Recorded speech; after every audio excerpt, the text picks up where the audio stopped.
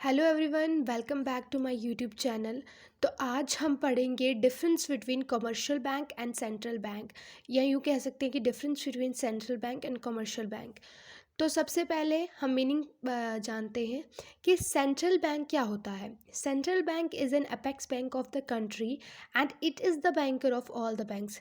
Central bank एक बड़ा bank होता है कंट्री का, and it is the banker of all the banks. For your kind information, सबको पता होता है कि हाँ, जो इंडिया का सेंट्रल वो है बैंक है वो है RBI, and RBI was established in 1935। Commercial bank क्या होता है? Commercial banks operates under the control of central bank.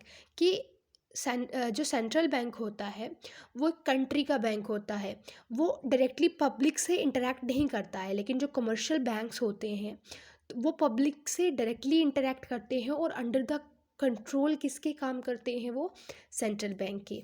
So institution क्या है ये? Central bank is a generally a government आउंड institution.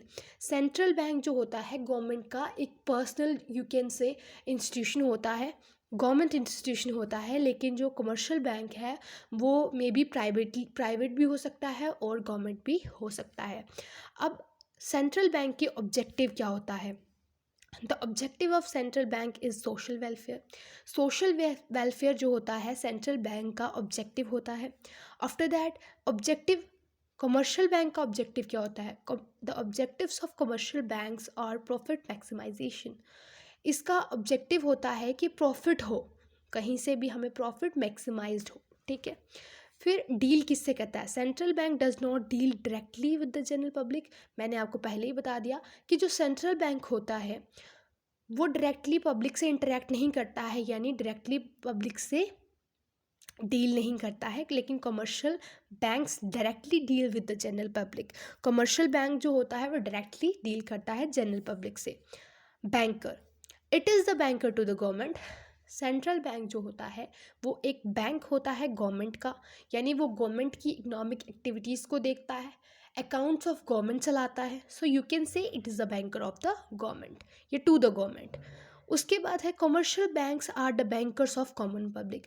Commercial bank जो होते हैं वो कॉमन पब्लिक का बैंक होता है, यानी हम लोगों का, आम लोगों का बैंक्स होते हैं। यानी हम जहाँ पे अपना अकाउंट खुलवाते हैं, चाहे वो करंट हो, चाहे वो हम कोई फिक्स डिपॉजिट कराते हैं, या कुछ भी किसी भी काइंड की जो पब्लिक से डील करते हैं, उनको हम कमर्शियल बैंक्स कह सकते हैं।